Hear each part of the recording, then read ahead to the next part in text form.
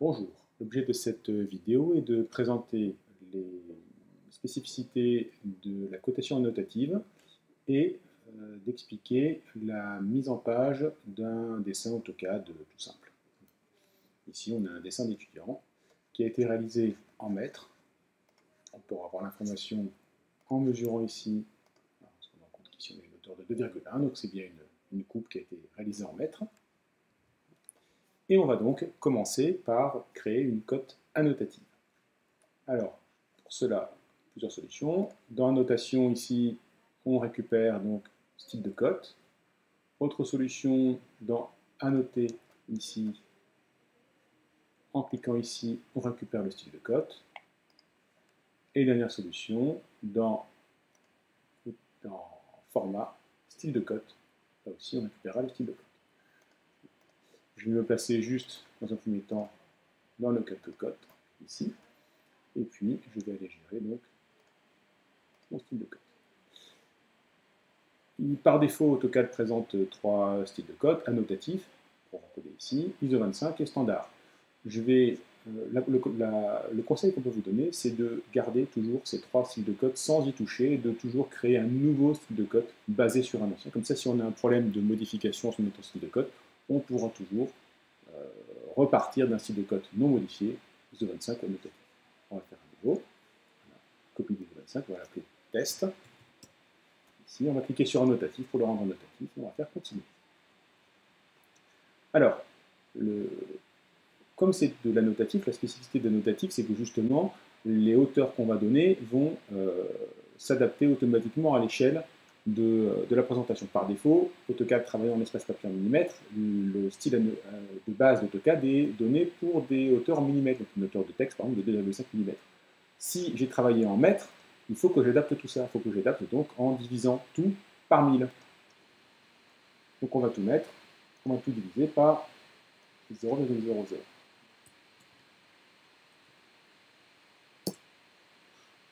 Je vous conseille de garder des lignes d'attache de longueur fixe. Donc 0, plutôt 5 mm que 1 mm. C'est très petit, c'est mieux. Des obliques.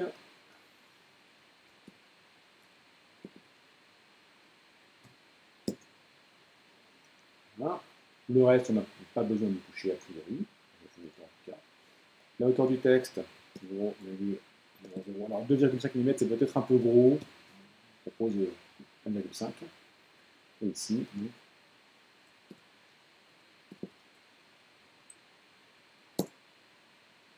voilà.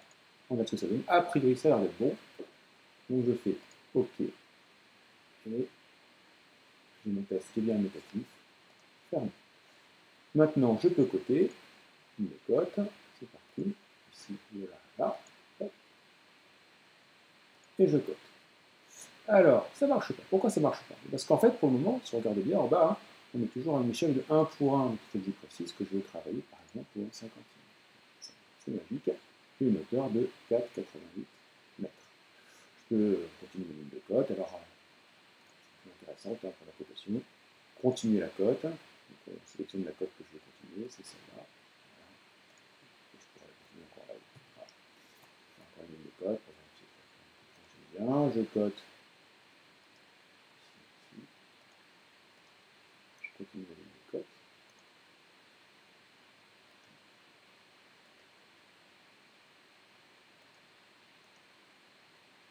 Voilà. Ça y est, j'ai l'ensemble de ma cotation annotative. Deuxième temps, je vais gérer la présentation. Dans le cas où, ici, j'ai travaillé en mètres. Alors, j'ai mes cotations, j'ai tout ce qu'il faut. Première étape de la cotation, c'est de gérer le gestionnaire de mise en page. On voit qu'ici, je n'ai pas de périphérique, pas de traceur, j'ai juste une taille de papier. Donc ici, modifier, je modifie mes présentations, je choisis mon traceur, je vais me mettre par exemple sur un 3, ici, je vais choisir mon style de tracé en me mettant monochrome, et très important ici, il faut que je donne l'échelle du tracé. Alors attention, ça n'a rien à voir avec l'échelle d'impression, donc je vais par exemple décider de faire un plan au 50e ou au 100e. Ici, je donne juste la correspondance entre l'espace objet et l'espace papier.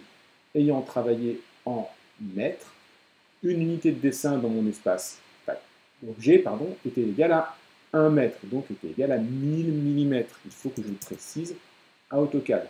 C'est pour ça qu'on conseille souvent aux étudiants de travailler en millimètres dès le départ, ça évite cette manipulation qui est souvent source d'erreur.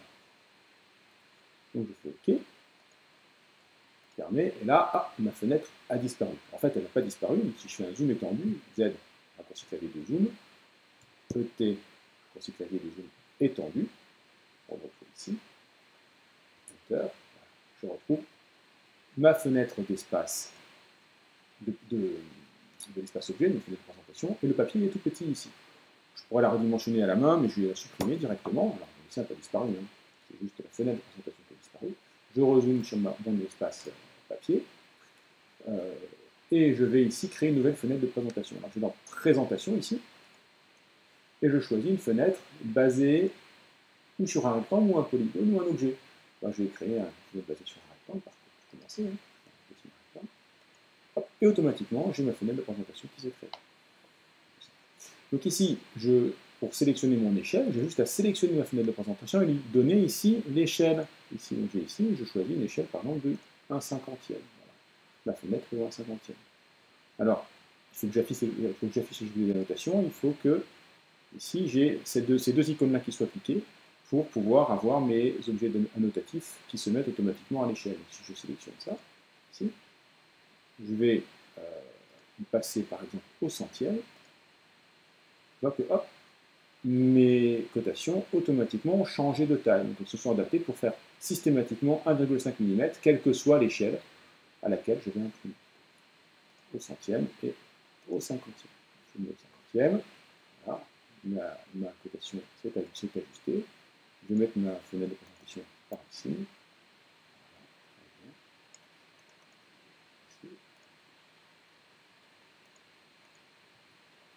Voilà, alors je peux peut-être enlever la grille qui est derrière. Hein. Maintenant, si je veux faire un dessin de détail au niveau, par exemple, sur Modulato, par exemple, je peux imaginer je peux créer une nouvelle fenêtre de présentation. Pour ça, je vais dans dessiner un cercle. Voilà. Et puis dans Présentation, je vais lui demander de me créer une fenêtre de présentation à partir d'un objet, en l'occurrence celui-là. Je sélectionne. Hop, ça y est, il m'a créé ma fenêtre de présentation. Je vais zoomer sur le linteau et je vais décider par exemple de faire ici une fenêtre de présentation du linteau à l'échelle par exemple 1/20. On voit que automatiquement, hein, ma cotation s'est adaptée. Donc ici, entre ici le 20e et ici le 50e, mon texte a la même taille. Voilà. Donc en fait, peu importe l'échelle à laquelle je suis, je n'ai pas besoin de voir du texte écrit plus gros quand je suis au 20e qu'au 50e. Voilà. Donc, tout l'intérêt de l'annotatif est là, on a automatiquement les échelles de texte qui s'adaptent. Voilà pour les présentations. Il est parfois conseillé, quand on ne veut pas voir la fenêtre de présentation ici, de la placer dans le calque def point. Ici, la fenêtre est dans le def point. Alors l'intérêt, hein, si on regarde dans le gestionnaire des propriétés des calques, qu'on a ici, on se rend compte que le calque def point ici, on regarde, l'imprimante est grisée. Donc en fait, on ne verra pas l'impression. Si je fais par exemple ici, clic droit, imprimer, aperçu, je me rends compte que hop, je vois ce rond-là, le zoom, mais je ne vois pas le rectangle ici. Donc, je donne l'impression que je me rends compte que là, c'est parfaitement lu, j'ai mes épaisseurs de trait, j'ai tout ce qu'il faut. Voilà pour ce bref aperçu de la cotation notative et de la gestion des impressions.